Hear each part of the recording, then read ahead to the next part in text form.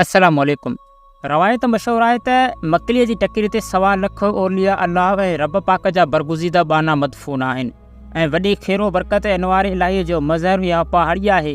न फ़क़ति इहो बल्कि सिंध जे 600 वरह जी तारीख़ उन जी टकिरीअ जे ॿेट में आहे।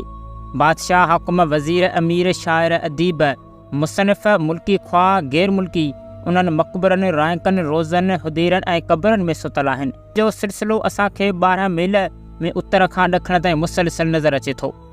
मक़बरनि जी अजीब ग़रीब बनावट, पत्थर ते ख़तातीअ ऐं गुलकारीअ जे नादिर नमूननि, रायकनि ख़्वाह क़बरनि जे मुख़्तलिफ़ नमूननि ऐं कमाल सबबि अहिड़े मदफ़न गाह जो मिसाल सारी दुनिया में मिलणु मुश्किल आहे। उन खां सवाइ भलनि सां गॾु बुरा, बादशाहनि सां गॾु फ़क़ीर, अमीरनि सां गॾु ग़रीब, ज़ालिमनि सां गॾु मज़लूम, राय सां गॾु रयत ऐं राजा सां गॾु प्रजा इन पहाड़ीअ ते पूरियल रोज़े जज़ा जे इंतज़ार में आहिनि। पर छा अव्हांखे ख़बर आहे त मकलीअ जी पहिरीं जंग कॾहिं लॻी? आख़िर इन टकिरीअ ते पहिरीं जंग कॾहिं लॻी?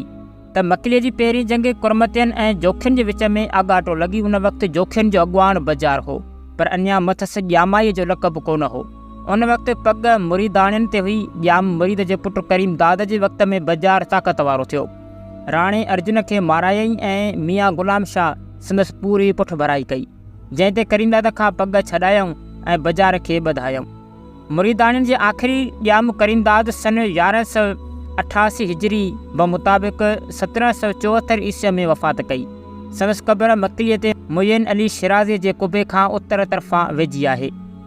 कुरमती हुब मलीर ऐं साकिरे जा मलक हुआ। खेनि औरंगज़ेब बादशाह जागीरूं ॾिनियूं हुयूं।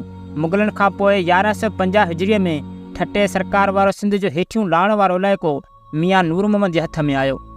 कुरमतनि जी ताक़त भॼण लाइ हिन ख़ुदाबाद मां मथनि लश्कर चाढ़ियो, जिन हुब मलीर ऐं साकिरे में कुरमतनि ते काहियो। उन ई अमिने में नौज़क ख़ान कुरमतीअ जे पुटनि पाण मल्हायो। संदन माउ जो नालो माई इज़त हो, जेका वॾे हौसले वारी माई हुई। कुरमतनि मलीर बचाए, पर पोइ कलोड़नि तरफ़ां ॼाम बजार ऐं जोखियुनि जी पुठ भराई थी। हेॾां बजार ऐं होॾां मीर मज़ार पंहिंजनि लश्करनि जा अॻुवान हुआ। ॿिन्ही में मकलीअ ते जंग लॻी, जंहिंमें मीर मज़ार फिटियो, पर कुरमतनि बड़ खयो ऐं जोखियुनि जी हार थी। मीर मज़ार उन वक़्तु जवान हो ऐं वॾी हिमत वारो हो, जो चयऊं त मीर मज़ार हिकले हज़ार। जोखियुनि खां उन जंग में जॾहिं मीर मज़ार फिटिजी आयो त माउ चयसि त मूं तोखे बिना वज़ूअ जे थञ कान पीआरी, अबा तूं कीअं घाइजी आहीं? उन ते मज़ार चयो त अमा मूंखे उन्हनि धकियो आहे, जिन जूं माइरूं बिना वज़ूअ जे ज़मीन ते बि कॾहिं कीन हलियूं आहिनि। संदन इशारो जोखियुनि जे मुर्शिदनि सैयद मियन अली शिराज़ीअ जी औलाद मां पोयनि जी बीबियुनि ॾांहुं हो।